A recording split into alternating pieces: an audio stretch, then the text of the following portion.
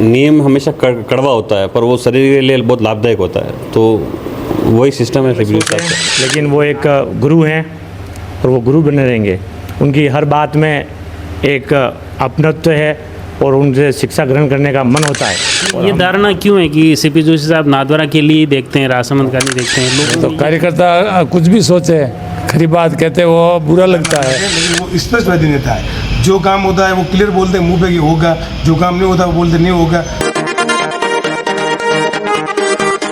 Doctor CP Joshi का जीवन वाकई, जैसे आपने पिछले एपिसोडों में देखा, अलग अलग उनके बचपन की यादें हों, उनके बचपन के दोस्त हो या उसके बाद में राजनीति के जो साथी रहे, उनके भी हमने प्रयास किए कि उनके अनुभव आप तक पहुँचे कि किस तरह से वो राजनीति के शीर्ष तक पहुँचने के बाद भी आज उनका अपने नगर, अपने क्षेत्र और आम लोगों से किस तरह का जुड़ाव है।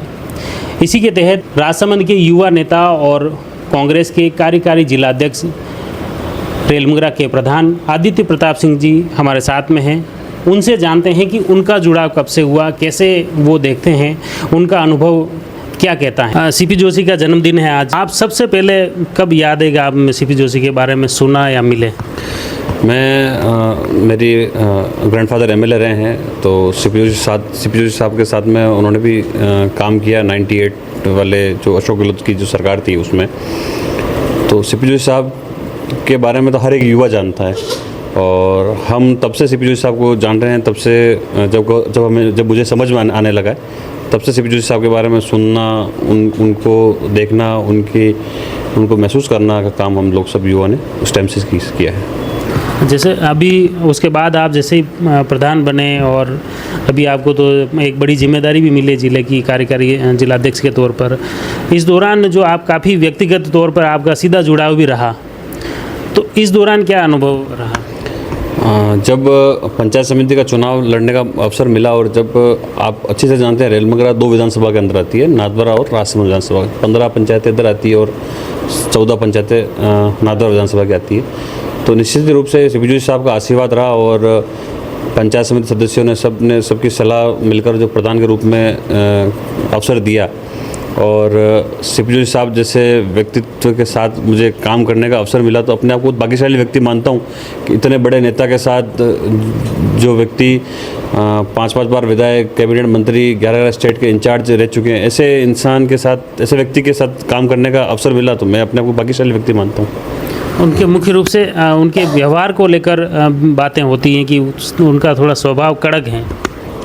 कड़क नहीं बोल सकते हैं, वो स्ट्रेट फॉरवर्ड सीधा बोलने वाले व्यक्ति हैं। लोगों को, जनता को घुमाना का काम वो नहीं करते हैं। आमतौर पे दूसरे जो नेता होते हैं वो हमेशा हाँ तेरा कर लेंगे, तेरा देख लेंगे, उनका सिस्टम ये नहीं है। उनका सिस्टम ये है, पेपर अगर उनके हाथ में आया, काम होने वाला होगा तो पेपर हाथ में ले लेंगे, नहीं होने वाला होगा तो नहीं लेंगे। तो वो स्पष्टवादी इसलिए हैं कि वो हमेशा लोगों के बीच में रहकर लोगों के जुड़ाव को समझते हैं, क्योंकि आदमी, कोई व्यक्ति एक बार आता है तो 200 रुपये 300 रुपये का तेल जला जाता है, तो उसको बार बार 6 महीने तक, 8 महीने तक उसको घुमाते रहो, फिर उसको बाद में मना करो, तो इससे अच्छा जो काम नहीं हो सकता उसको एक ही बार में मना करना, और काम हो सकता तो एक ही बार में करना, बिना कोई अप्रोच से वो सीधा डायरेक्ट लोगों से संवाद करके काम करते हैं। तो मैं इसको ये उनकी कार्यशैली है।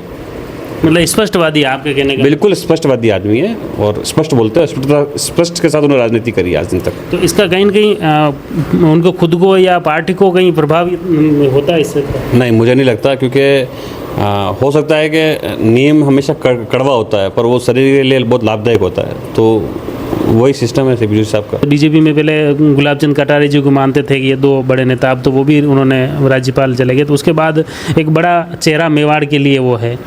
तो एक स्थानीय स्तर पर अगर देखें कि राजसमंद जिला मुख्यालय की जो सीट है, इसको लेकर भी उनके मन में कहीं टीस रह रही है। वो देखो, बड़े नेता हैं, उन्होंने जब वो प्रदेश कांग्रेस कमेटी के अध्यक्ष थे तब मेवाड़ की 30 सीटें जीता कर कांग्रेस को दी भी थी, तो उनके मन में तो हमेशा रहते ही है कि भाई क्या मैं जिस जिले का प्रतिनिधित्व कर रहा हूँ वहाँ की सीटें आएँ, जीते और कांग्रेस का प्रतिनिधित्व बने और सरकार में अपनी भागीदारी कर और इस क्षेत्र का विकास करें।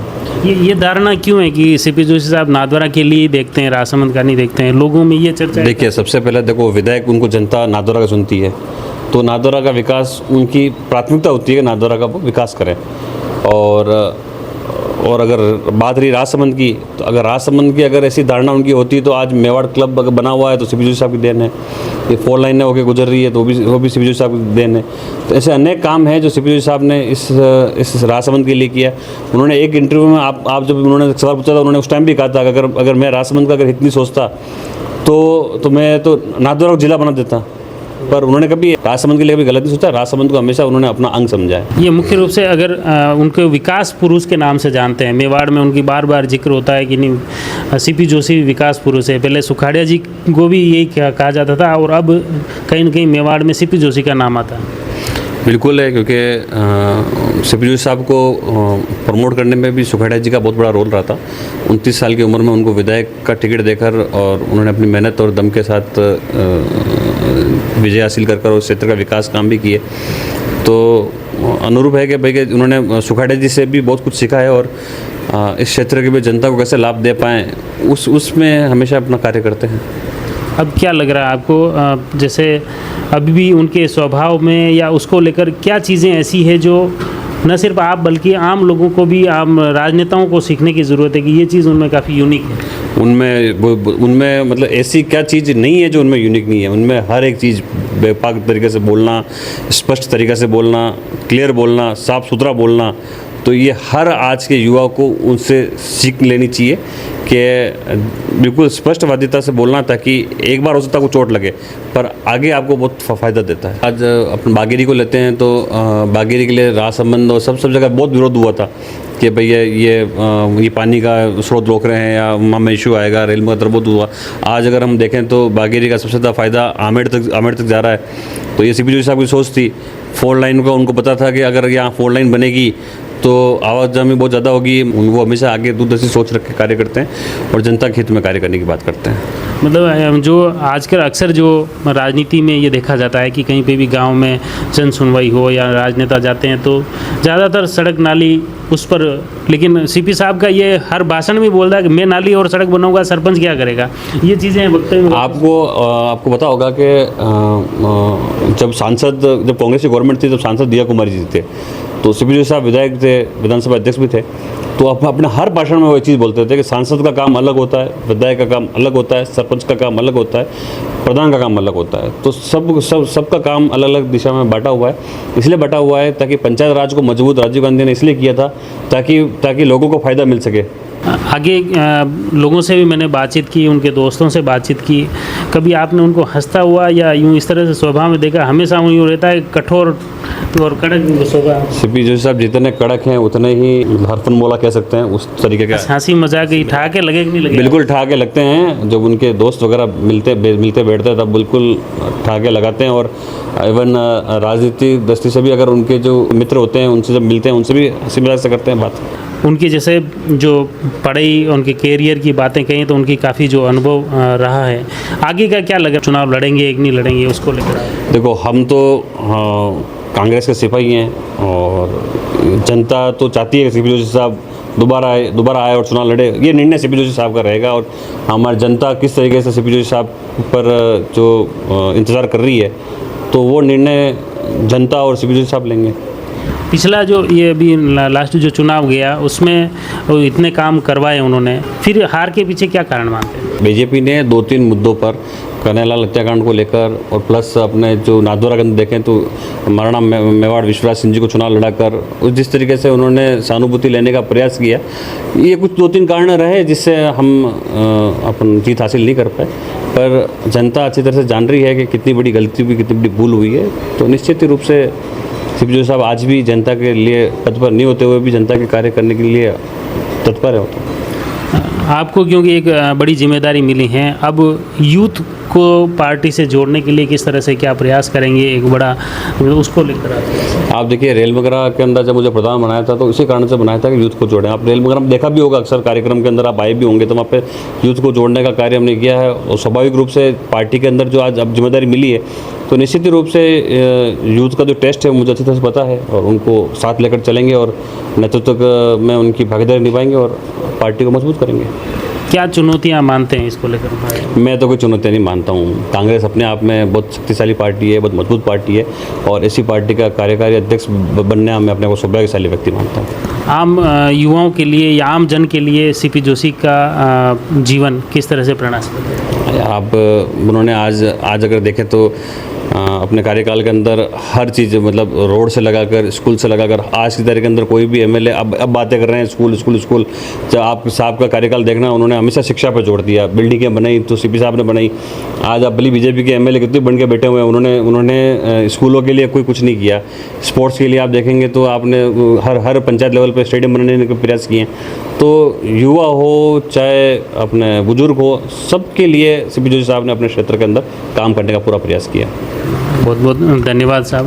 मुख्य रूप से आपने देखा कि डॉक्टर सीपी जोशी के जीवन से जुड़े जो पहलू हैं, चाहे विकास की बात करो, राजनीति की बात करो, या उनके कैरियर को लेकर, वाकई चाहे युवा हो, वृद्धजन हो, सबके लिए प्रेरणास्पद हैं। क्योंकि उनके द्वारा जो इनके कैरियर में, राजनीतिक कैरियर में जो कुछ काम हुए हैं, इन्होंने स्पष्ट तौर पर बताया कि चाहे बिजली, पानी, युवा या खेल, शिक्षा, हर क्षेत्र में उन्होंने ऐसे आमूलचूल परिवर्तन किए हैं, ऐसे विकास के झंडे गाड़े हैं जो कई पीढ़ियां उनको याद करेगी। अभी हमारे साथ में लक्ष्मण जी गुजर हैं, जो है तो विधानसभा कुंभलगढ़ हैं, लेकिन चूँकि सीपी जोशी के जीवन से जुड़े किस्सों की बात कर रहे हैं तो वो एक मेवाड़ के नेता हैं। लक्ष्मण जी, आप सीपी साहब को कब से जानने लगे, कब से उनसे प्रभावित हुए, वो बात? पहले तो सीपी साहब को जन्मदिन की हार्दिक शुभकामनाएं। सीपी साहब से, काका साहब के नेतृत्व में मैं विगत 20 वर्षों से जुड़ा हुआ हूँ, और काका साहब और सीपी साहब के नेतृत्व में पार्टी का काम कर रहे हैं और निरंतर करते रहेंगे। सीपी साहब का एक 13-14 का किस्सा है। सरकार का अंतिम समय था, नाथद्वारा में एक आम सभा थी पार्टी की। उस दौरान प्रदेश के मुखिया अशोक जी गहलोत आए हुए थे और पूरे प्रदेश की एक मीटिंग थी, और शायद 7 या 8 बजे के आसपास आचार संहिता लगने वाली थी। तो हमारे स्वर्गीय मदन जी गुजर उप प्रमुख साहब और हम सभी कार्यकर्ता बंधु वहाँ पहुँचे थे, और सीपी साहब और अशोक गहलोत साहब को रिक्वेस्ट की कि बहुत पुरानी हमारी लंबी एक मांग है कि चारूजा नायब तहसील को तहसील में कन्वर्ट की जाए। तो सीपी साहब ने अपने स्वभाव के अनुसार पहले हमें डाटा फटकारा कि प्रोटोकॉल के अनुसार सीएम साहब नहीं आ सकते। फिर भी हमने सीपी साहब को अपने पिता तुल्य समझते हुए उनसे जिद की, एक बच्चे की तरह। तो सीपी साहब ने डांट फटकारा कर कहा, जाओ तुम सीएम साहब से रिक्वेस्ट करो, अगर सीएम साहब कहते होंगे तो चलेंगे। हमने सीएम साहब के पास रिक्वेस्ट की, सीएम साहब ने कहा सीपी साहब की इच्छा होगी तो हम चलेंगे। हमने सीपी साहब की तरफ मुंह किया, सीपी साहब ने इशारा कर दिया। हम चल पड़े चारूजा की नगरी, और शाम को 7-1 बजे के आसपास आचार संहिता के पहले सीपी साहब के नेतृत्व में गणेश सिंह जी परमार और हम इस सब ने जो सीएम साहब को दर्शन करवाए, और ये उसी मंदिर चौक में चारूजा नायब तहसील को तहसील में कन्वर्ट किया, और चारूजा में एक चिकित्सालय को भी कन्वर्ट किया, पीएचसी से सीएचसी किया। आज वहाँ दोनों अगर बिल्डिंगें बनी हुई हैं और वहाँ का अधिकारी कार्यरत हैं, आज वहाँ देन है तो सीपी साहब की देन है, और गणेश सिंह जी परमार के नेतृत्व में हम वहाँ सब इकट्ठा हो गए। उनसे आपका कहने का मतलब है वो नाथद्वारा तक सीमित नहीं है थे, कुंभलगढ़ हो, राजसमंद हो या दूसरी विधानसभाओं में भी डेवलपमेंट की कोई बात होती तो वो आगे रहते थे, अग्रणी। आज वो मेगा हाईवे जो पाली से चारूजा को छूते हुए कुंभलगढ़ होते हुए अगर इसवाल जा रहा है तो आज वो सीपी साहब की देन है। सीपी साहब ने 2011 में इसको 4 लेन के रूप में स्वीकृत किया था, लेकिन सरकार बदल गई, तो बदलते बदलते उसको अन्य सरकार ने उसको 4 लेन से मेगा हाईवे में कन्वर्ट करके उसको मेगा हाईवे का रूप दिया। अन्यथा सीपी साहब ने तो 4 लेन स्वीकृत किया और उसकी बजट की स्वीकृति भी कर दी थी उस समय, लेकिन किन कारणवश वन विभाग के कारण अटक गया था। लेकिन वो एक गुरु हैं और वो गुरु बने रहेंगे। उनकी हर बात में एक अपनत्व है और उनसे शिक्षा ग्रहण करने का मन होता है, और हम बार बार चाहते हैं कि उनके सामने खड़े होकर उनसे कुछ न कुछ सीखे। कड़क तो है ना? कड़क तो है, कड़क होंगे तो ही चला पाएंगे। अभी हमारे साथ में कुंभलगढ़ के ब्लॉक अध्यक्ष कालू जी गुजर हमारे साथ में हैं। सीपी साहब ने आप कदियों जानो, ये थोड़ा सा सीपी साहब को 30 साल से जानते, सबसे विधायक थे तब देवरा साहब के साथ हम जाते थे, तब वो विधायक थे। फिर मंत्री बने, पंचायत राज मंत्री बने। उस समय मेरे गांव टलाड़ा गुजरान में देवरा साहब के वो चुनाव स्थगित हो गए थे, फिर वहाँ प्रचार के लिए आए, प्रचार किया उन्होंने। जब वह प्रेजेंट में पंचायत राज मंत्री थे राजस्थान सरकार के, उस समय भी बहुत कार्यकर्ता ने कहा सर देवरा साहब तो बूढ़े हैं, चुनाव के लड़ने के लायक नहीं है। उन्होंने कहा नहीं, बूढ़े क्या होते हैं, वो तो वही काम करेंगे। और उन्होंने एरिया में प्रचार किया। उस समय से आज दिन तक हम सीपी साहब को अच्छी तरह से जानते हैं। विकास के काम में कोई भी काम लेके गए तो उन्होंने तुरंत फोन पर काम किया। जनता से जुड़ाव कैसा देखते हैं उनका? जनता से जुड़ाव है ही है उनका। वो तो कार्यकर्ता कुछ भी सोचे, खरी बात कहते वो बुरा लगता है। अपन भी अगर काका साहब है खरी बात कहते हैं तो किसी न किसी को तो बुरा लगता ही है। झूठ बोलते हैं, चापलूसी करते हैं, उन लोगों को बुरा लगता है। आम पब्लिक को तो बुरा लगे क्यों। काम पूरे राजसमंद ज़िले में जितना काम उन्होंने किया उतना काम एक भी नेता को बता दो ज़िले में उनके 1% भी काम किया हो। मतलब उनके मुकाबले कोई नेता राजसमंद ज़िले में तो नहीं है। उसके बाद मतलब पहले या बाद में? पहले तो मोहनलाल सुगड़िया थे ही, वो भी यहाँ के थे, लेकिन देवरा साहब थे, उनके बाद सीपी साहब है। तो सीपी साहब के बाद आज दिन तक तो वैसा नेता हम तो नहीं जान रहे, और कोई हो तो कोई बताए।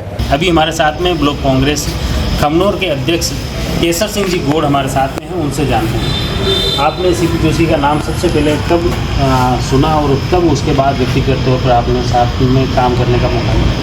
मेरे को साहब 98 में सीपी साहब जब पंचायत राज मंत्री बने थे राजस्थान सरकार में, तब मैंने पहली बार सुना कि सीपी जोशी साहब नागौर से विधायक और पंचायत राज मंत्री बने। तो तब तो अखबारों में इसे भी देखते थे, और मेरे दादाजी पहले सीपी साहब से जुड़े हुए थे, सीपी साहब से जुड़े हुए थे। तो फिर 98 में मैं उनसे काफ़ी प्रभावित हुआ। तो 98 से 2003 तक वो मंत्री रहे थे राजस्थान सरकार में। उसके बाद मैं व्यक्तिगत रूप से उनसे मिला, तो जो मैंने सोचा था उससे भी 1000 गुना ज़्यादा विशाल हृदय के आदमी थे।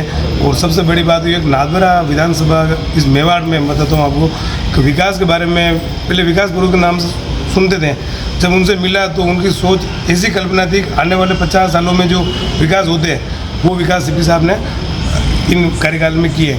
और अब तो मेरे को क्या, मैं तो सौभाग्यशाली आदमी हूँ। सीपी साहब को पहले तो मैं दादाजी के हिसाब से मेरा परिचय हुआ, और फिर उन्होंने मेरे को ब्लॉक अध्यक्ष भी बनाया। तो अभी मैं पिछले 10 साल से उनके साथ काम कर रहा हूँ। मेरे गुरु भी वही है, राजनीतिक गुरु भी सीपी साहब ही है। तो उनकी जो सोच है वो सोच मेरे ख्याल से इस हिंदुस्तान में कोई नेता नहीं है किसी पार्टी का, जितनी विकास के बारे में जो उनकी सोच है। उनकी ये चर्चा है कि वो उनके स्वभाव काफ़ी कड़क हैं, आम लोगों में ये धारणा बनी है। ये तो सर कोई विपक्षी वाले जो लोग होते हैं वो ये धारणा बनाते हैं, लेकिन वो स्पष्टवादी नेता है। जो काम होता है वो क्लियर बोलते हैं मुंह पे कि होगा, जो काम नहीं होता वो बोलते नहीं होगा। वो नेता वाली उनमें वो आदत नहीं है कि किसी को झूठ बोल के लोगों को गुमराह करना। जो बोलते हैं स्पष्ट बोलते हैं। बाकी इतने सहज दिल के आदमी हैं, तो उनके जैसा आदमी मेरे हिसाब से हिंदुस्तान में कोई आदमी सीपी साहब जैसा।